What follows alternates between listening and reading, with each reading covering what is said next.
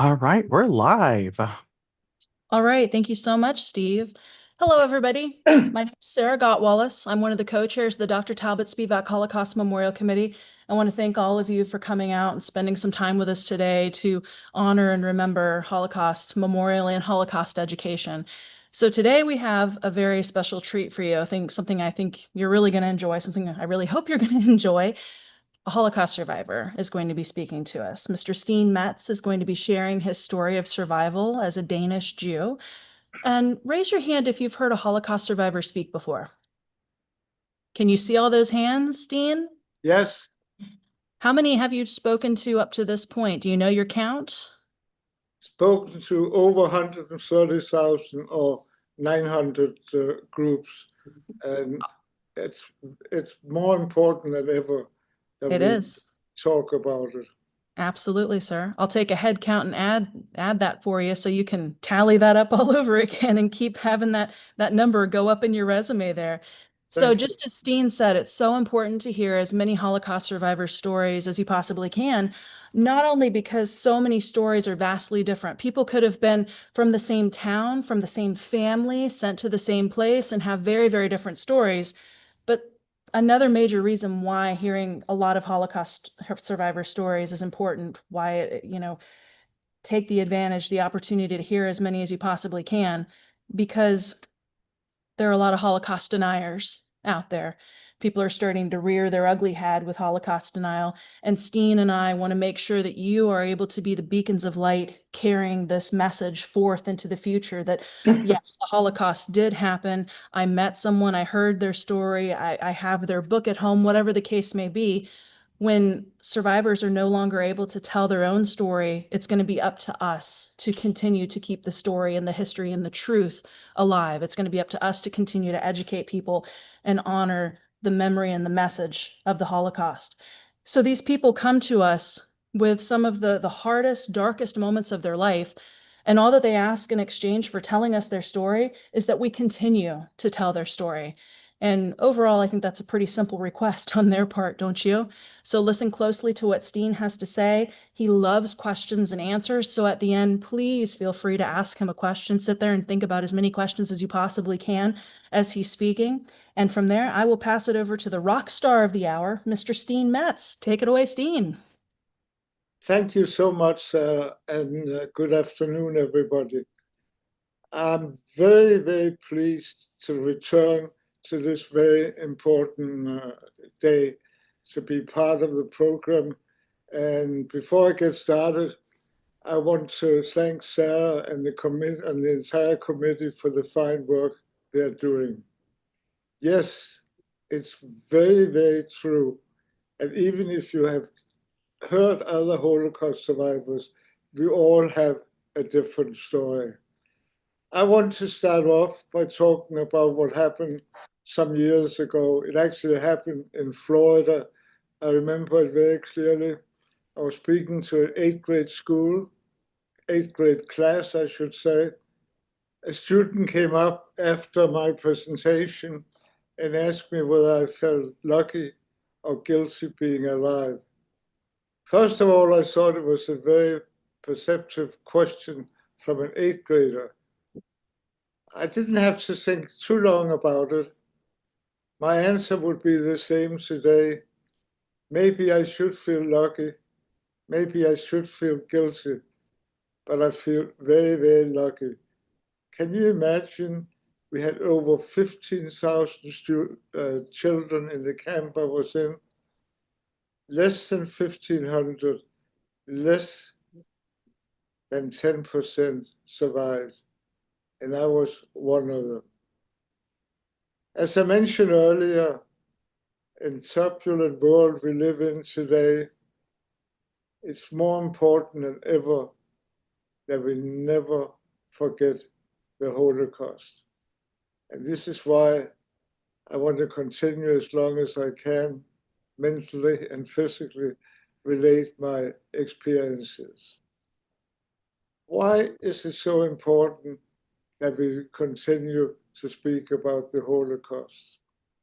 And why is it more important today than ever before? Number one, as I'm sure you're aware, there's an increase in anti-Semitism. There's an increase in vandalism of Jewish property.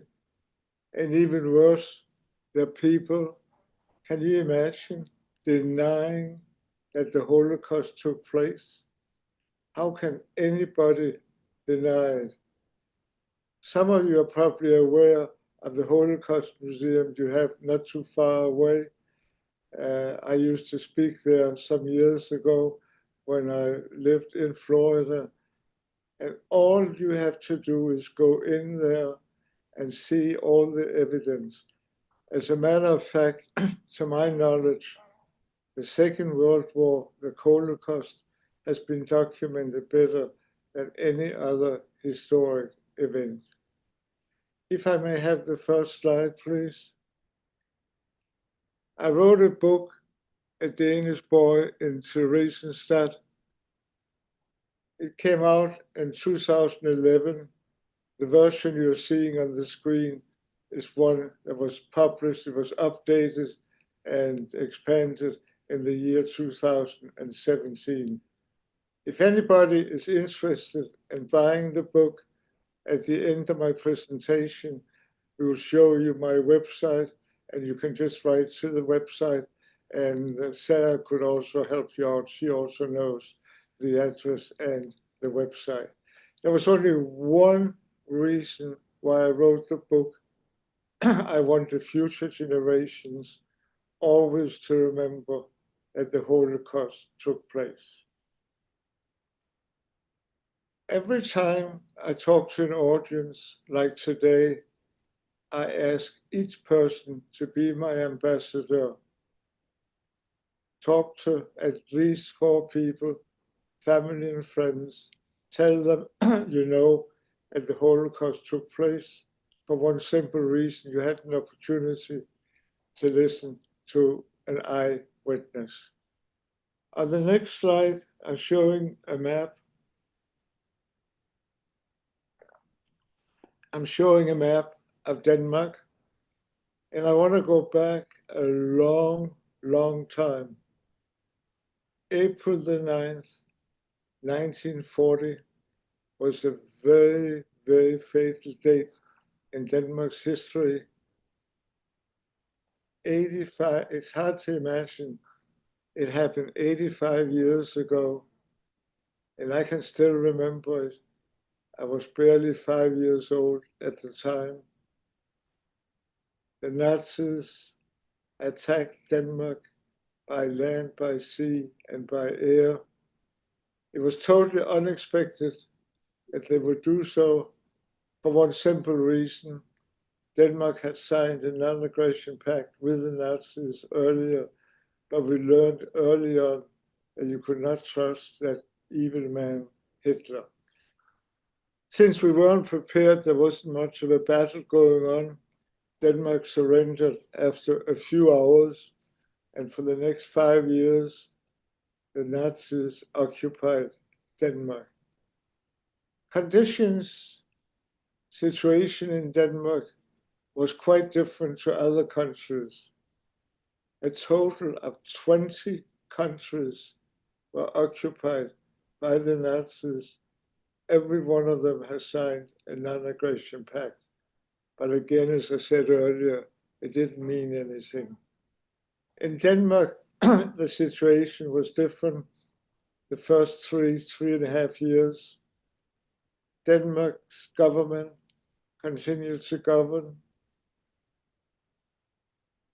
so-called what I may refer to as supervised by the Nazis. The King Christian X, continued to rule. This did not happen in any other country.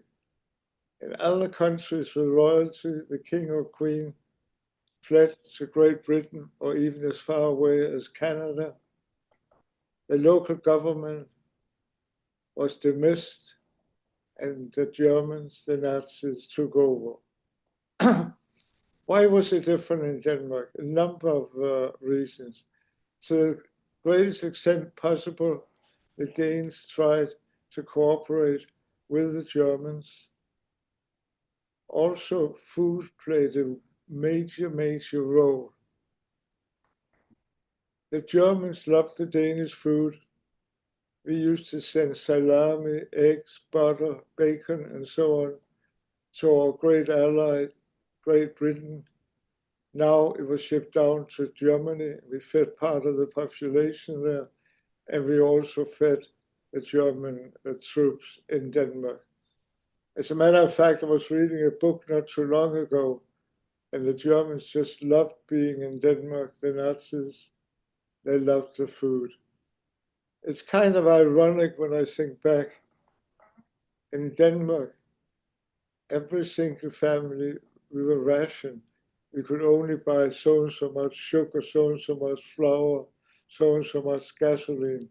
At the same time, Danish food was shipped down to Germany.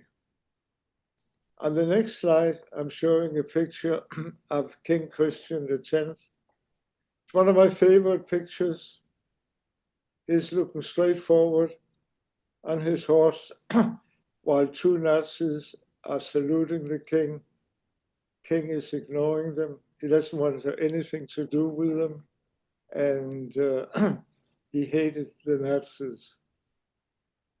He would ride his horse just about every single day in support of the Danish people. On the next slide, I'm showing a young fellow, and I don't know how much you can see of me, but believe it or not, this picture was taken when I was 8 years old. And I'm amazed, number one, that I was able to keep the picture in it from an album. But I was amazed that my family, my father, my mother, and myself, that we were able to go on vacation for about a week or 10 days. While Denmark was occupied, the Germans, the Nazis, were marching up and down the street. I saw them up close. I would bicycle to and from school. They never touched me. They didn't speak to me. They didn't speak Danish, and I didn't speak German.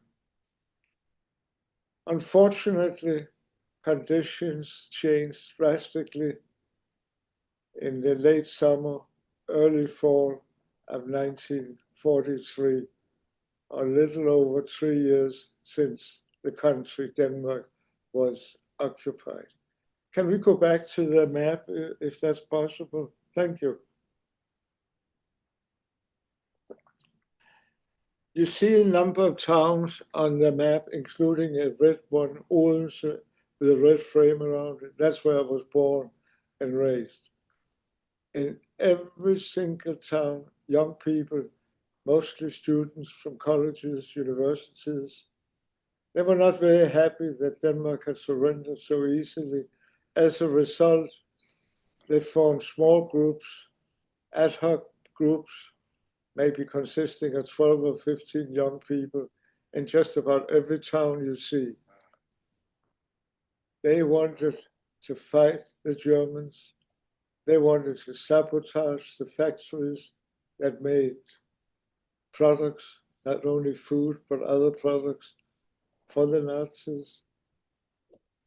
They managed to get weapons from Sweden. You can see Sweden in the cream color, east of Denmark. They were neutral throughout the Holocaust, and they helped supply weapons to the young people. They were very, very courageous. I refer to them as upstanders. One of my favorite words, as opposed to bystander. There were many, too many bystanders during the Holocaust, standing by, doing nothing. Some of the young people were shot. Some of them were actually ended up in prison. But their major mission was to prevent food and other products to reach Germany. And they were so successful in that endeavor that the German commandant went to the Danish prime minister, told him, this has to stop. You have to arrest the young people and you have to sentence them to death. There was no way the Danish government would agree to do that. As a result, this became the final solution, as we refer to it, or the start of the arrest of the Jewish people. And again, we're talking about late summer, early fall, actually early fall in year 1943.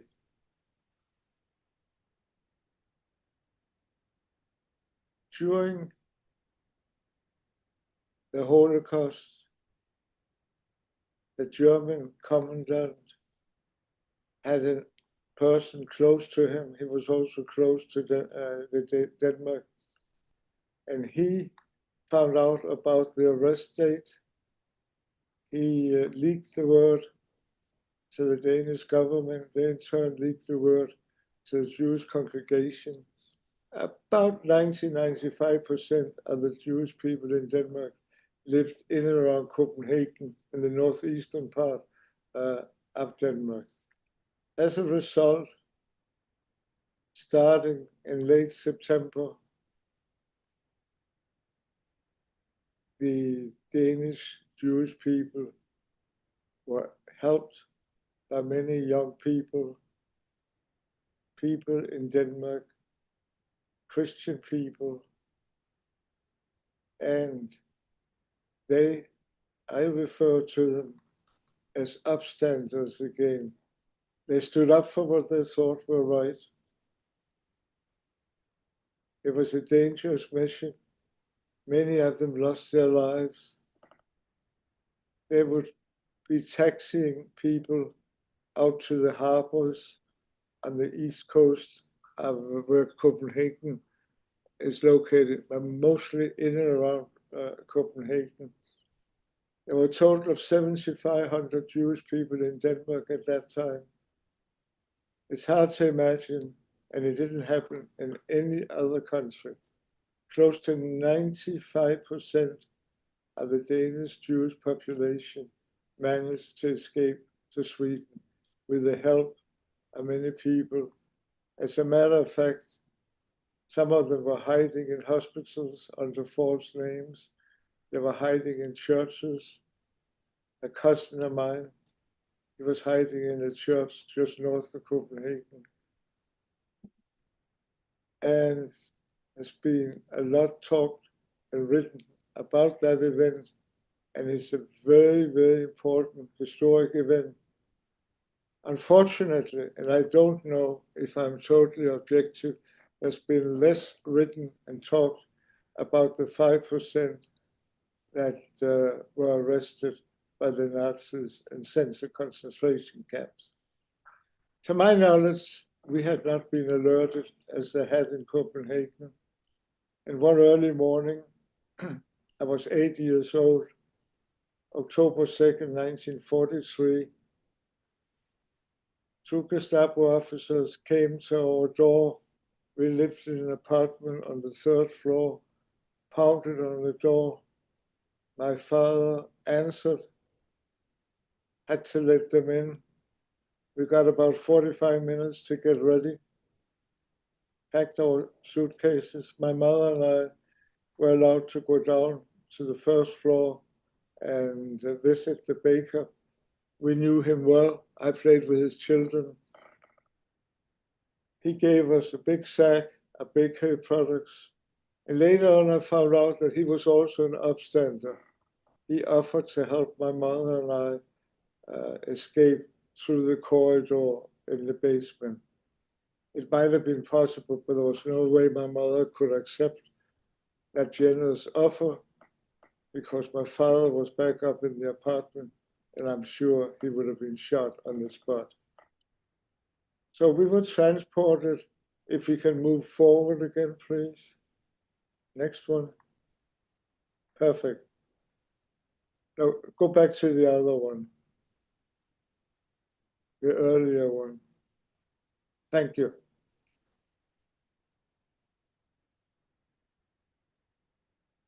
the next one. That's it. Thank you. We were driven in the truck you see in this picture from our home into the middle of the town. Then we stood in the yard, school, it was a schoolyard for a couple of hours. You can barely see the people, the Jewish people, the prisoners in the picture. There were about 60 of us. And I think we spent a couple of hours there. This is very much of an artifact.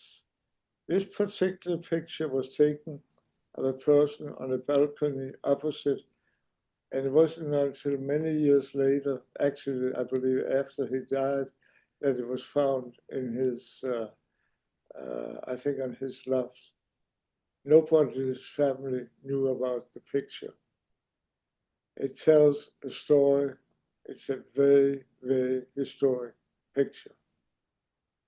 Next, we were transported in that same truck. And as you can see on the next picture, this cattle car, and maybe some of you have seen a very similar cattle car that's used by the museum in Naples. Can you imagine spending more than 3 days and 3 nights in a very similar cattle car? It was pitch black, no lights, no windows. There was one door, and maybe you can see it, it's locked on the side.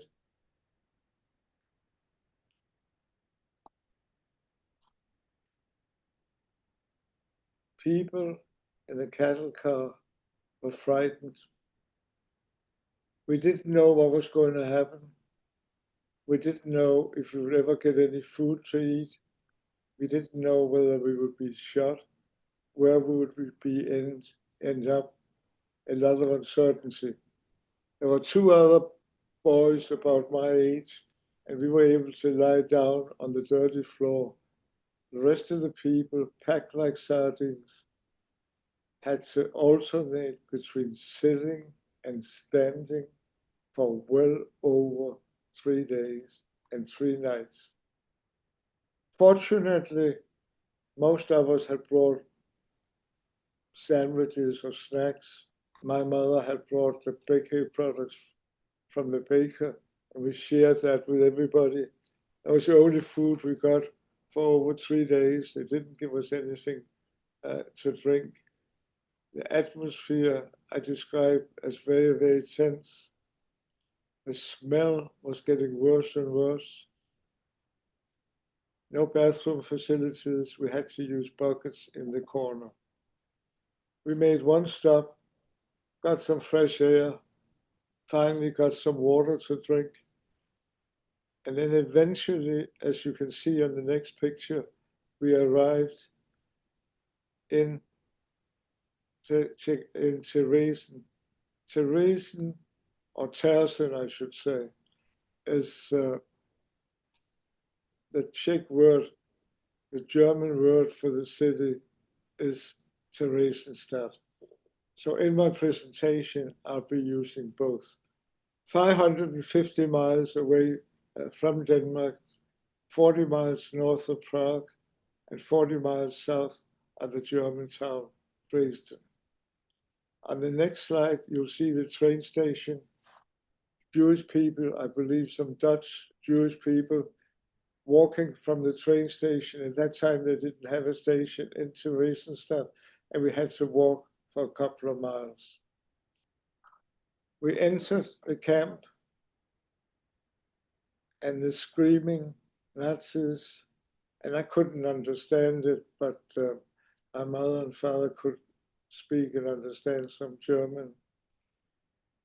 They asked us, not asked us, but they ordered us to empty our pockets. They took cash, anything else valuable to get hold of it. They went through our suitcases, found more cash, jewelry, and some nice clothes. It's hard to imagine, but my father told me later on that when he was, or we were arrested, the Germans said, make sure you bring money because you'll be able to spend it. On the next slide, we are inside the camp. This is an illustration of a loft. My father spent time in a separate loft. They split us up in groups, children, women, men, seniors. Somehow my mother was able to persuade the authorities that I could stay with her, and I stayed with her for the entire 18 months. When I think back, although I heard other children living with their mothers, but never with their father in the camp, to me, the more I think about it, it's unbelievable. It helped me a great deal. I had trouble understanding, knowing what was going on. Why was I in the camp? Why was my cousin in the camp, or one of my neighbors? You can see we slept in bunk beds. It was very, very difficult, especially in the beginning, to fall asleep. It was very hard. They had straw mattresses, but there was very little straw. So we were basically lying on wood. There were lice, there were fleas. I couldn't understand what was going on. I was scratching my hands, and my mother had to explain to her 8-year-old son about lice and so on, and bedbugs, by the way. It was especially difficult with bedbugs and lice in the summer when it was hot. And of course, in the winter, it was very, very cold. But little by little, we got used to it. What choice did we have? If we wanted to sleep, if we wanted to make it, we just had to do our best. Just a second, please.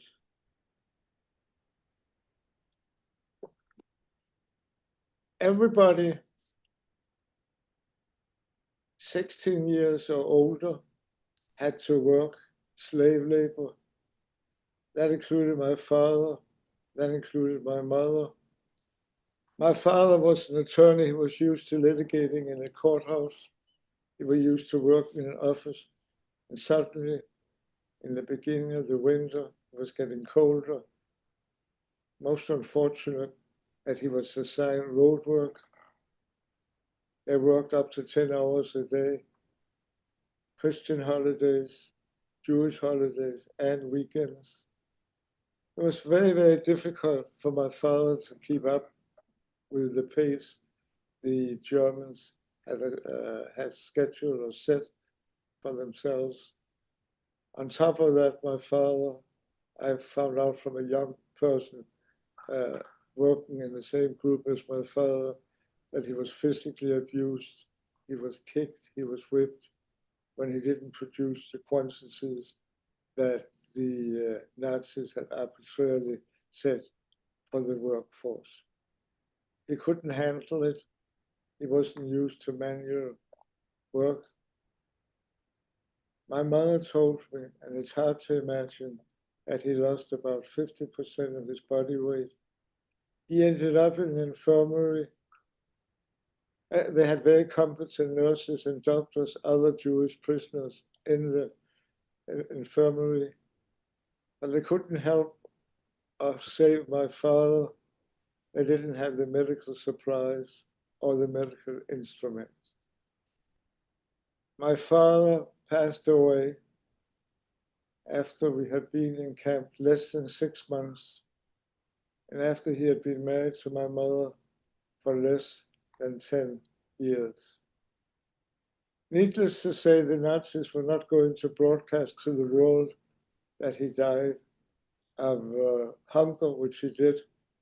In the death certificate, they listed that he died of pneumonia. My mother also had to work. She had many different jobs. To my knowledge, she was not physically abused, but she was mentally abused on a number of occasions. She told me about an incident and this was one of several. At that time, she was cleaning up in a huge factory, and she had basically finished for the day. And an officer, a Nazi officer, came in, found a big bucket of dirty water from the cleaning up of the factory, looked at the bottle, literally kicked it, and the water, the dirty water, flowed all over the factory. And my mother had to redo the job.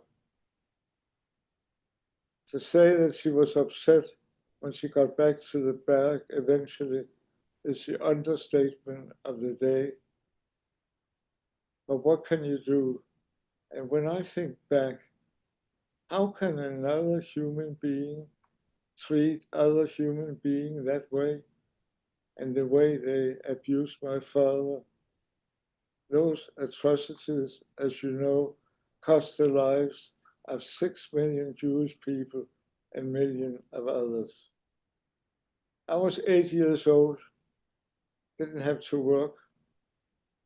My mother thought it was a good idea to do some voluntary work, time would pass faster, and I think she was right. There's not much you can do when you're 8 years old. I became a messenger, gopher, took documents, all in German, and messages from one German office to the other.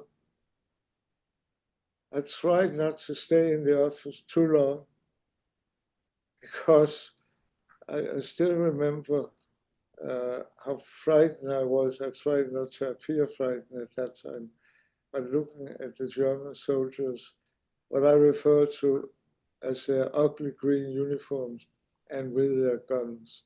But again, they never touched me. I think one of the reasons why they employed me, I couldn't speak German, so I couldn't read the documents. I'm sure they didn't want the general public to know what was in the document. So one day, I finished working.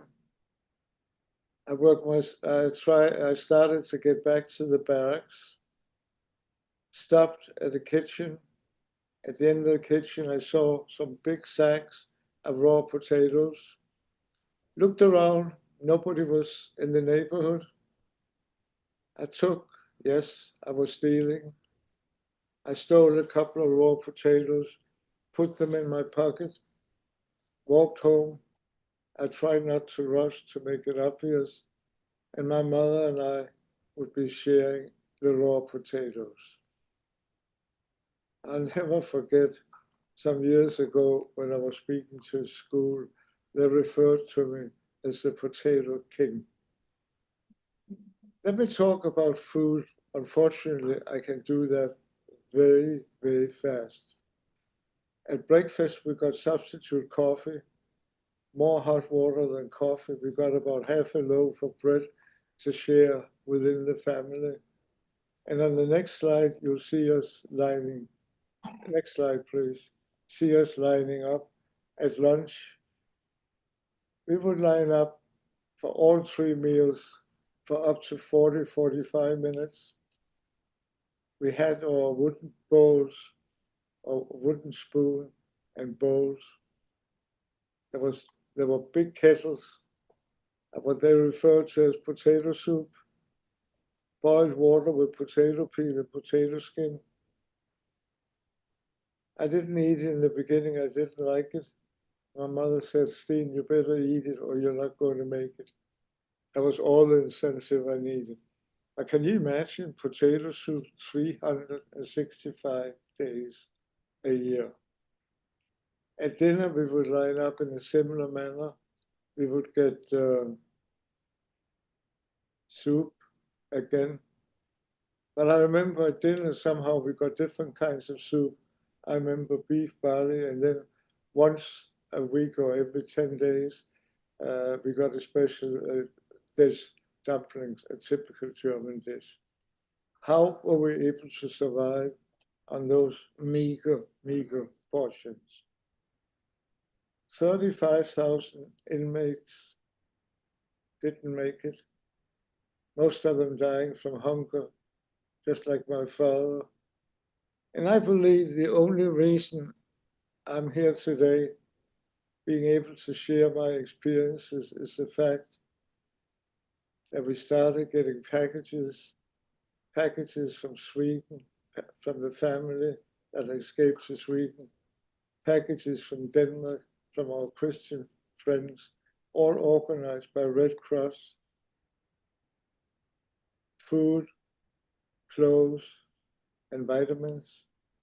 So one day my mother is opening a package. It's very, very heavy. Why was it so heavy? The guards had taken all the good stuff and replaced it with bricks. Again, how can anybody treat another human being that way? Maybe they didn't think we were human beings. I want to tell you another story from camp. I was a growing boy. I was 9 years old by that time, and had outgrown my shoes. I was nowhere my mother could buy shoes. She managed to barter with the Czech lady. The Czech lady got some Danish food, and my mother got some used shoes that I was able to wear the rest of the time. Very lucky they fitted me fine. I'm often asked, what did I do when I wasn't lining up for food, when I wasn't working a couple hours in the morning, a couple hours in the afternoon? I played with some Czech children, and we played soccer. And we didn't have a real soccer ball. Mothers had taken some old rags, tied them together. We tried to kick that around. We played on a gravel field. But I have to tell you, I almost, with emphasis on the word almost, felt like a free person when I played with these friends of mine. We could communicate well. I had learned the Czech language. And then one day, they didn't show up. And I didn't find out until much later what had happened to them. On the next slide, I'm showing cattle cars, an SS officer supervising 85,000 inmates during a period of 3 years, were shipped or transported to extermination camps like Auschwitz-Birkenau. Unfortunately, my two friends were among them. On the next slide, I went back with my wife to Tersen in year 2006. I wanted to do some research for my book that I had barely started. I wanted to see for myself where we lived, where we played soccer, and so on. And I remember people had asked my mother, did she ever go back to the camp? And she said once was more than enough. And I agree with her. But I wanted to go back. And I remember my wife was concerned that I would start getting nightmares. What you're seeing here is a memorial. We were standing in lines, formed lines, ordered by the Germans.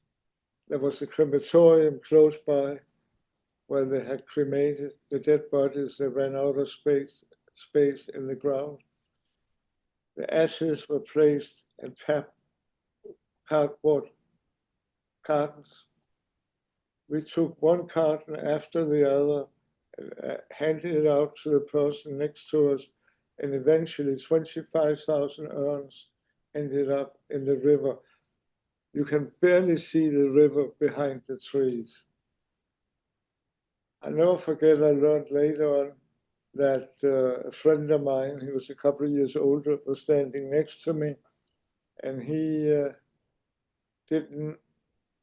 looked at each carton, turned it around, so I couldn't see the number, or I could see the name of my father. Amazing. And I think he was 13 years old, or 12 years old at the time. Thersen is often referred to as a model camp. It's very misleading. On the next slide, I'm showing you a dressed up camp. The Germans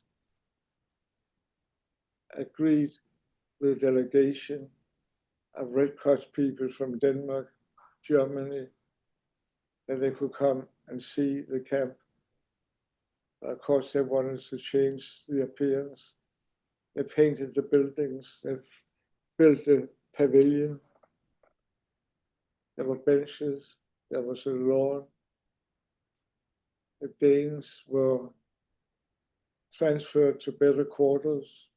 Some children came in from France and paraded in quotes in front of the delegation. They came on June 22nd, 1944. Those French children had just arrived. They looked healthy, had nice clothes, and they had more food to eat than the rest of us. We were all warned, don't speak to the delegation. If you do, you're going to be transported. They spent, I think, 46 hours. They were accompanied, the delegation were accompanied by Nazis. There was a producer from Germany who filmed a propaganda film on the order of the Nazis. I've seen part of it. It was spread out so people could see a dressed up camp. That's why often it's referred to as a model camp. But again, it was a model camp for one day only. On the next slide, happiness returns. We were liberated by the white buses from neutral Sweden. You can see the Swedish flag and the Red Cross logo on the sides. On the next picture, I'm showing we just passed the same bus, we just passed the border. It's hard to imagine that all those Danes were supposed to line up and give us gifts. The Germans were still occupying Denmark. The war was still going on.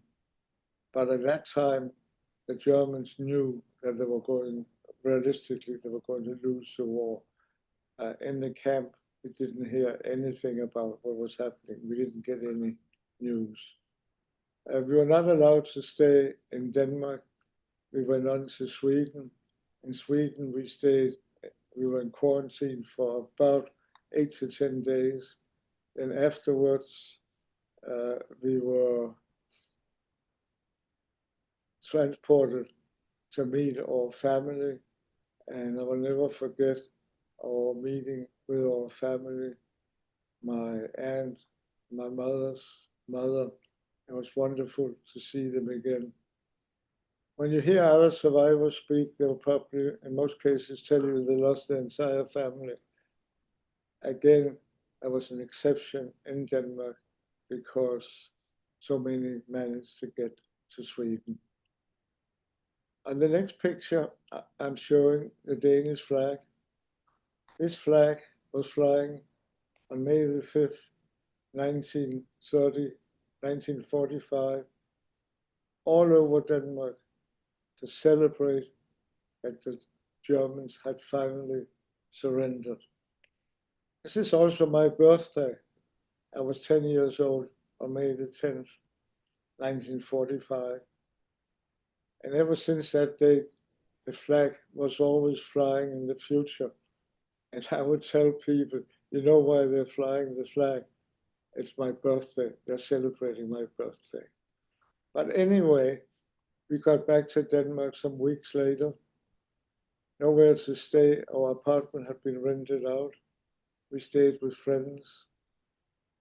Got a warm welcome. There was very little anti-Semitism in Denmark at that time. I got private school lessons from a nice teacher, no official schooling in any concentration camp. I was able to reconnect with my friends from school, my former class, and I ended up in 5th grade. Some years later, I graduated from high school. Then I graduated from commercial college in Copenhagen. Then I started my work. I joined a Danish food company. They did a lot of business abroad, and they sent me, after special training in Denmark, to England, Canada, and finally United States. And I've been here since 1962. I continued to work for the Danish company. Later on, I joined some American companies, mostly food companies like McCormick and like Sara Lee and Consolidated Foods. And then I retired in 1999. And when I think back, it's now 26 years since I retired. And then I compare it to the 18 months, not years, that I spent in camp. What a contrast. Like many survivors or liberators, we didn't speak about it very much for a long, long time. And I really didn't open up until my book was published in 2011. And then I started a new career in education. My oldest daughter arranged for me to speak in a junior high school where my grandson went. And I was very hesitant. I didn't know how they would behave. I didn't know whether they would be talking or whether they would be fiddling with their phone. They behaved extremely well. I was very impressed. And I'll never forget when my grandson's friend came up to him and said, "Your grandpa was awesome." And as I said, that became a new career for me. And I hope, as I said earlier, that I can continue for quite a while.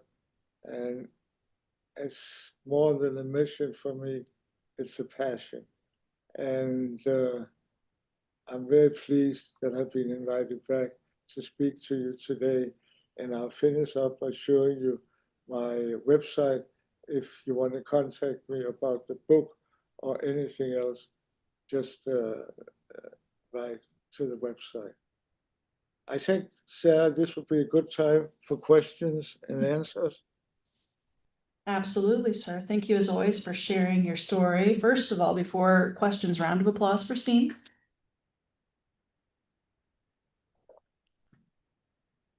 Thank you. Anybody have any questions for Steen? If you do, come on up here. You can stand behind the podium because it picks up better on this microphone. Any questions at all? It's hard because it's one of those things, how do you know where to begin to know what questions to ask, right? Oh, maybe to get you started, I'll repeat a question that I often get. Have you ever forgiven the Nazis? And I know it's a good thing to forgive, but there's no way that I could ever forgive the Nazis what they did not only to my father, but to 6 million other Jewish people and millions of others. Anybody got inspired? They're all inspired. Lots of notes were taken. They're all inspired. Here you go. Here's a question. This is Brendan. Hi, how you doing, sir? Hi, thank you for getting us started. I guess my only question is, do you know any survivors personally, or family or friends that were saved by Oscar Schindler? No, I personally know some survivors that survived Theresienstadt. There was a lady that was quite a bit older than myself, and I'm on the committee, speakers committee for a museum in the Chicago area, and we meet periodically and exchange notes. And I met 3 or 4 survivors from Terracin, but that's all. It was very sad, and I miss those boys a great deal. I never saw them again, and that's the best way I can answer your question. Does that answer your question? Yeah, Thank you. thank you.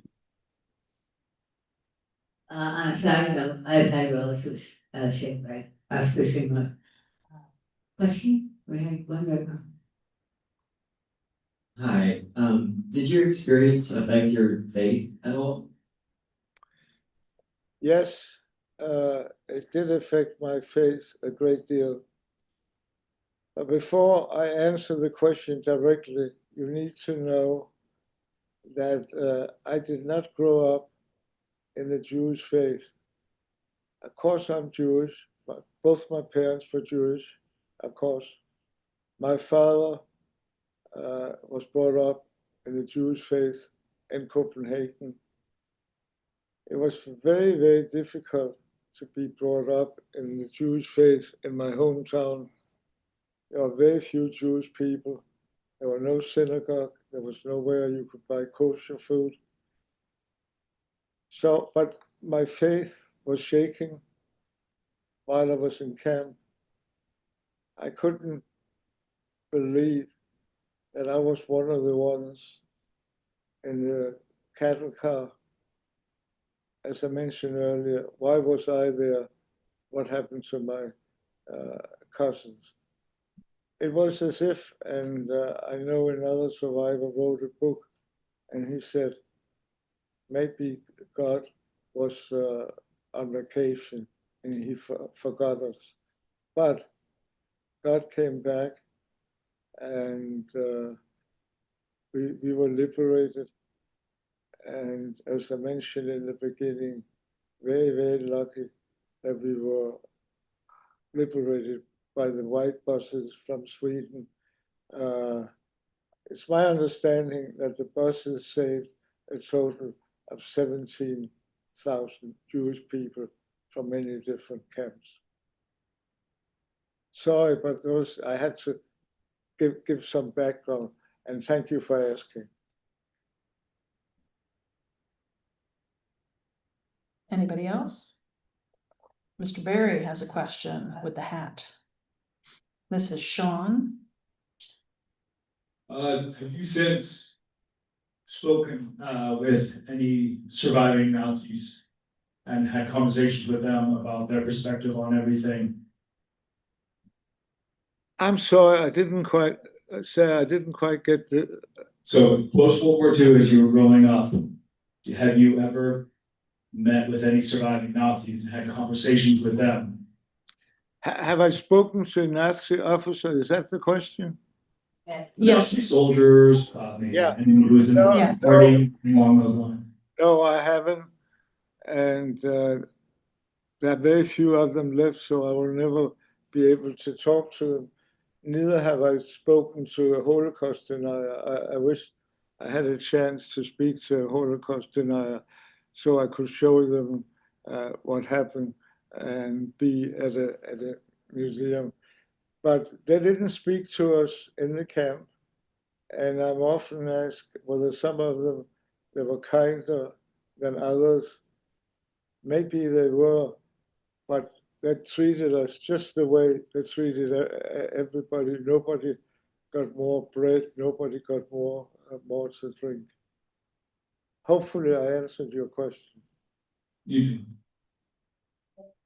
Steen, didn't you tell me that you spoke with a grandchild of a SS official and they were asking you to forgive them and how, you know, the sins of the father kind of carries down, and you comforted their soul with your vast knowledge and wisdom?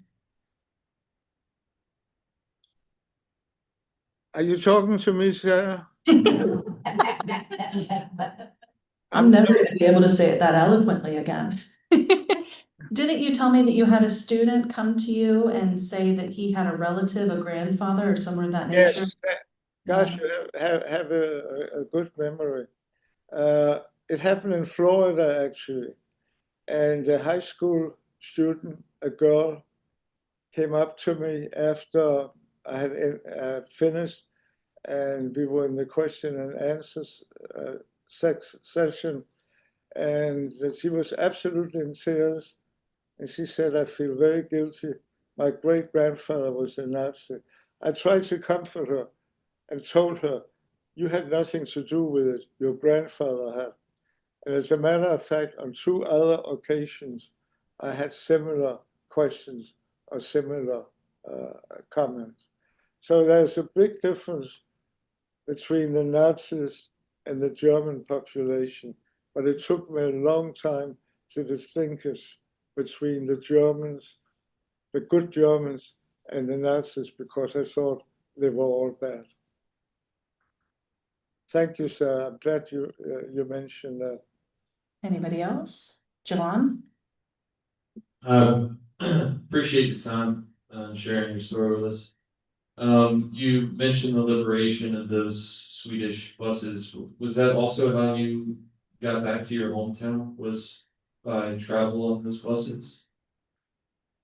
Yes, we traveled from Tersen through the Czech Republic, through Germany, and then through Denmark. And as a matter of fact, we stayed overnight in my hometown. And then the buses took us over to Sweden. At that time, there was not a bridge between Denmark and Sweden, so we had to be on a ferry boat. But it was a miracle, not only that the buses were able to drive down to Tersen and drive back again unhurt. We didn't lose anybody.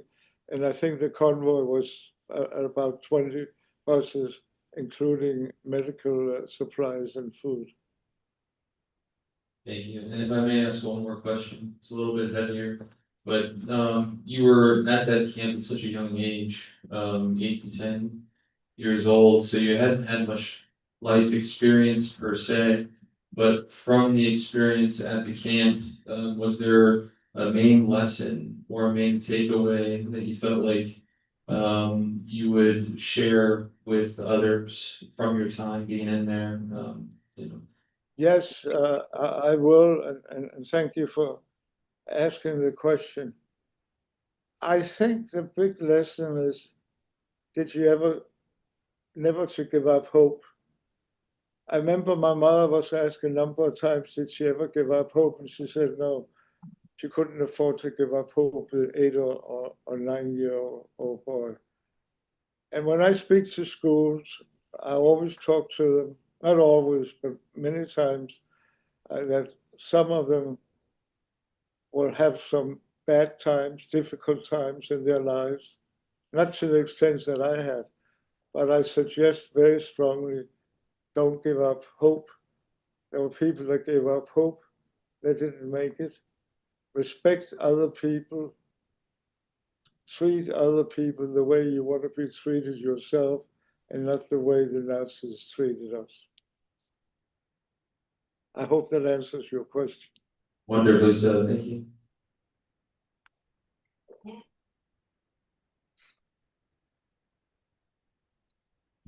Hi there. You had mentioned before in your talk that you had learned a lot later from your mother in terms of like what had happened at the camps. And I was wondering, after you were liberated, did she wait a certain amount of time before discussing certain things with you, like when you got older? Because I know some survivors kind of coped by not talking about it for a while. So I was wondering kind of like how your mother kind of broke the news to you of the brutality of the camps and how you came to have those conversations with her after being liberated. I had trouble with part of the question, but I think it was about me talking to my mother about the experience in camp. Is that right? Yes. Yes, yeah, I was wondering, like, if she waited till you got older to kind of tell you the more darker things about the time. Yeah, we talked very, very little about it. And I was absolutely amazed when I started writing my book. I found a document at a museum, and it was from 1946, and my mother had filled in a questionnaire. Not only had she filled in the questionnaire, but she typed 8 pages, single space pages, questions, life and Therese and stuff. She went way beyond answering the question. And some of that information to me is very important, and I use some of it in my presentation. But it was very normal not to speak much about it. As a matter of fact, the survivors will never speak about it, but I'm glad that I started talking about it. I cannot imagine going to my grave without talking about it. I probably talked a little more about it with my wife. I remember, I think, on the second or third date, I told her I was Jewish, so thinking back, it must have been pretty serious because I'd never done that before. And then I spoke even more to our daughters and my grandchildren. And my grandchildren has been attending my presentation a number of times, and they also read the book.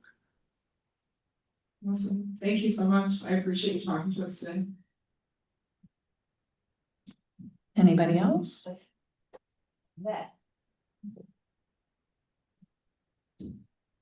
Was there a sense of camaraderie and community within you and the other inmates at the camp? Or is there more like a survival, like dog eat dog, let me take care of myself, you take care of yourself? As I think back, I'm kind of surprised at the camaraderie. It was not only me playing with the Czech children, but I know my mother bonded with some of the other people living on the loft, and she was friendly with the Czech lady where she got my shoes.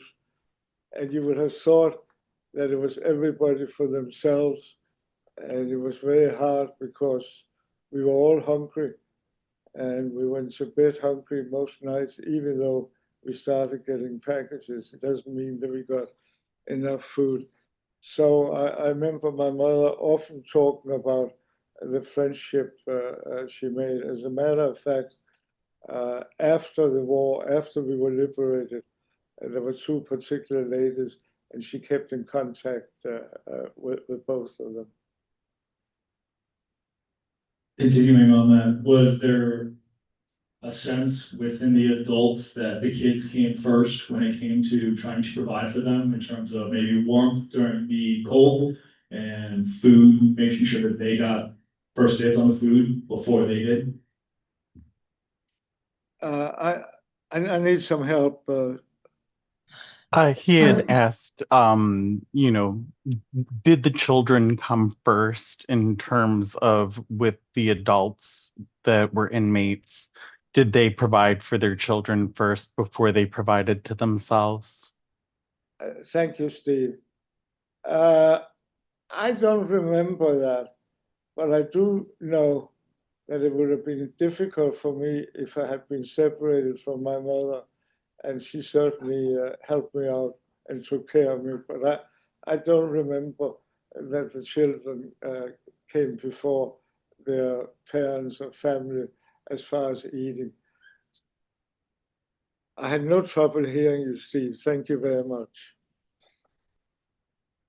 I'm just kind of taking over on this one because I'm spiraling with other questions. When you guys went back to Denmark and you were one of the few lucky ones to still have family, for those who did not, what did they do, especially the children? Like if they came back and they had no parents, was there a community where everyone just took them in and tried to help provide for them and raise them? Or were they just kind of Steve, figuring it out? can you help me again? Yeah, so, for those who did lose their parents within the concentration camp and were liberated with you, was there a community that took those children in, or maybe those who were not lucky enough to have family who had escaped and to to Switzerland? Number one, there were very few children that lost their parents because there were a lot of older people, and obviously their children were grandchildren, and many of them went to Sweden. But, and I learned that later on, there were some parents that left their children behind because they didn't want them to be taken by the Nazis, and they left them behind with other people, friends, and I understand there were about 75 children left behind. How? I mean, the parents did the right thing because they saved their children, but it's an unbelievable story. The 75 children actually had foster parents for a year and a half. I got one more. And what can you remember what the first thing is that you ate after coming out of the camp? What was It the wasn't first, a potato. what was the first thing you remember eating when you came out of the camp that was not a potato?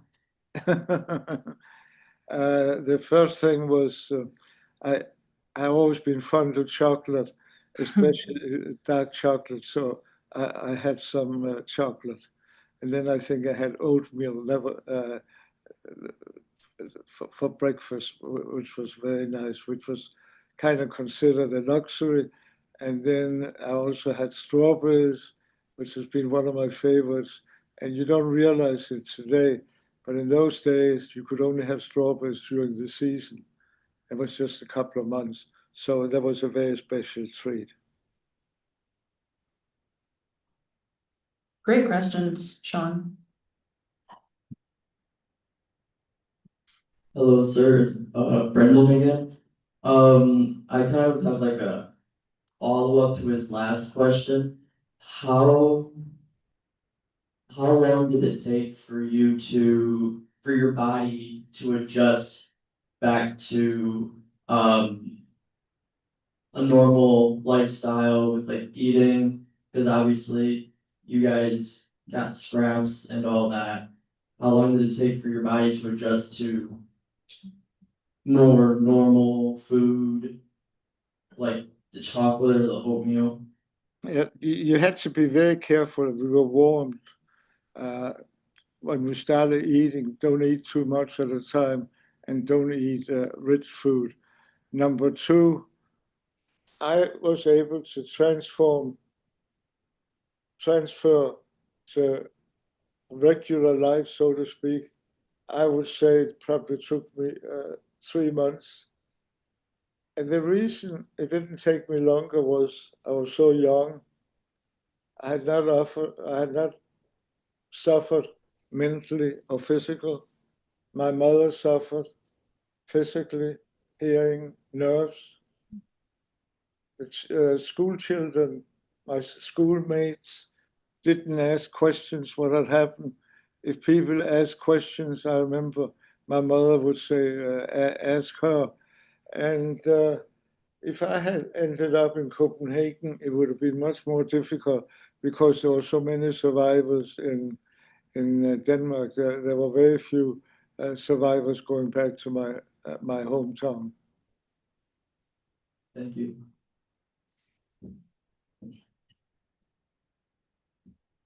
Hey, sir, I have a question. How was the usual day like at the camp? What was a usual day like at the camp, Steen? What was the usual life like in camp? Yeah, just describe a day. Yeah, we got up early. I don't know why, but we got up about 7 o'clock. Then we would stand in line for breakfast. Then I would work for a couple of hours. Sometimes there would be time to play. Then we would line up for lunch. Then I would go and work again a couple of hours. And then I would, as I mentioned earlier, play soccer with my friends from the Czech Republic. And then we would line up for dinner again. And there was a curfew. I think we had to be back in the barracks by 8 o'clock. And I know the adults, especially, they were very, very tired from working because they worked such long hours, especially the ones that did physical work. I hope that answers the question. Yes. Anybody else? I thought of something, Steen. You and I have been working together for, I don't want to date us, but about 13 years. And it suddenly occurred to me, and maybe this is more of a rhetorical question or a rhetorical statement, but listening to your story this time, it suddenly dawned on me. What if you would have been sent to stay with your father instead of your mother? How different everything. How different would it have been? Yeah. Vastly, I'm sure. I was close to both my mother and father, and I'm lucky. I have some very fond memories of my father, but it would have been very different, especially after a short time he ended up in the infirmary. Exactly. And I'm often asked, did I have a chance to visit him? I did. I visited him a number of times where he stayed in the loft. I did not visit him at the infirmary. Wow. Thank you for that. Anybody else?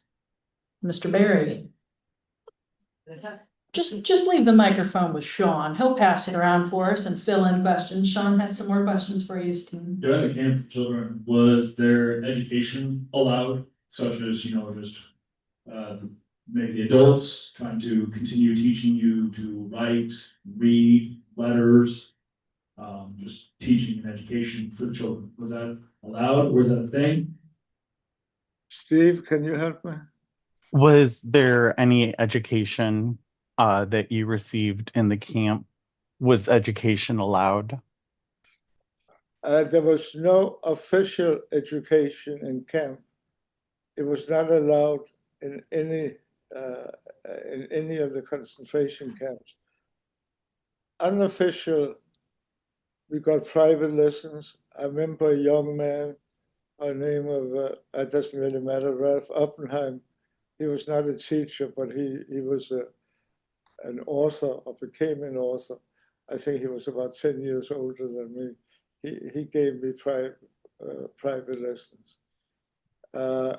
And when I got back, I believe I said I got private lessons from a teacher. And it was very fortunate that I was able to rejoin my schoolmates and going back to 5th grade with them. It would have been a different story if I had to be set back a year or gone to another school or ended up in Copenhagen. Got about 5 minutes left. Anybody have one last question? Sean, nothing? You're coming up dry? Okay. So, that's might seem like a weird question, because I know, well, I don't know, but I can, imagine how challenging every day was, there. But you mentioned the key takeaway and the thing that you like to pass on to others is, you always have to keep hope. And I imagine that in your day-to-day, even as a young boy, you found things or something to maybe focus on that allowed you to keep hope. I know you mentioned you played soccer with your friends. What is something that you enjoyed while you were there? As strange of a question as that may sound, what is something that you were able to stop and look at and sort of be thankful for, if that makes any sense? There was nothing I haven't had as much pleasure in doing as playing with the Czech children. I think it was a big moment when we got packages. I always be very fond of food, so it was a difficult time for me food-wise. And I remember when we opened up the packages, especially those where nothing had been stolen, that was a big event. But other than that, one day was like the other one. And I remember one student asked me some years ago, how do you keep track of time? And I really don't know. I just followed my mother.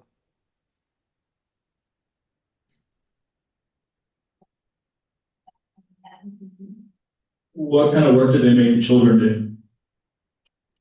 Steen, What kind of work did they make children do? what kind of what? What kind of work did they make children do?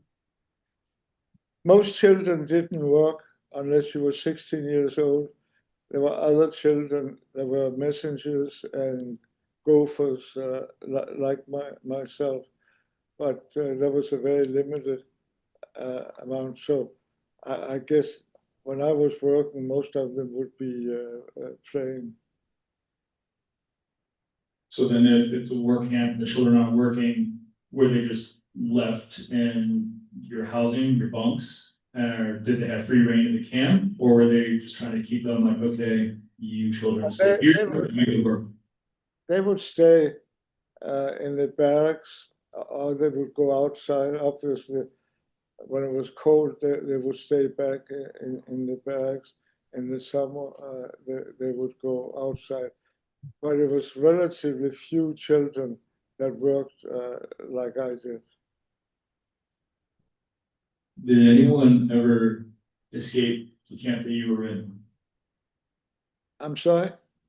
Did anyone ever escape the camp that you were in? Yeah, I'm glad you asked. There were some young men that escaped camp. There were probably more people that were not successful in escaping the camp because there was a big brick wall, there was a barbed wire, and then a watchtower. It was very difficult to escape. But I know there was a young Danish person. I don't think he made it. Many of them got shot, and when they got to the other side of the wall, they probably didn't really know where to go. But there were people that escaped, not many. Did any of the strong-willed and defiant inmates in the camp ever try to revolt or get others to, you know, take arms or up against the Nazis and take it over? Steve? Did anyone try to perform a revolt against the Nazis at your camp? No, there was no uproar against the Nazis. I'm often asked that, and it's a good question. It's very difficult for the inmates. First of all, they had very little energy. They were not very strong because they didn't get much food, and what food we got wasn't very nutritious. The Nazis had all the weapons. They had everything going for them.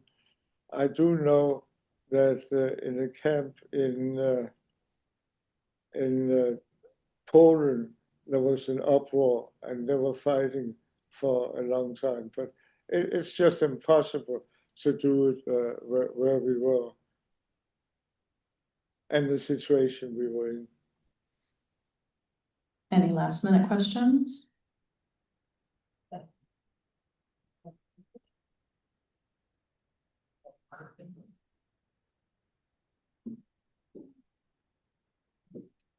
You mentioned how your father stayed in the infirmary for a while.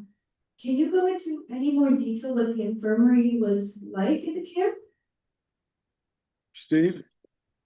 So you had mentioned of your father's experience within the infirmary. Do you know what the conditions were like inside of that infirmary at the camp? I don't know exactly, but as I mentioned earlier, while they had some very, very competent medical staff, they just didn't have the medicine, they didn't have the supplies. So it was very, very, I'm sure, Spartan in there. But I never saw it myself. Okay, thank you. Thank you. Anybody else? Last call. All right, well, Steen, it looks like everybody quieted down for the moment. But if you guys think of any questions for Steen, if you're my student, I can put you in contact with him. You can email him. You can email him directly on his website as well. If you're interested in purchasing his book from him, go to his website. Steen, do you think you could slap your autograph on that bad boy and send it out to him? Sure, be happy to. There you go. So once again, thank you so much, Steen, for your time and your gracious retelling of your story. We appreciate it immensely. We promise that we will continue to share your story and keep Holocaust memory alive. And thank you for your words of wisdom as well. Always a pleasure, sir. I appreciate you organizing it and inviting me again. And thank you to the audience for being here and asking such thoughtful and excellent questions. Yeah, Thank that you. was a very good question and answer session. I speak for everyone when I say it's our honor.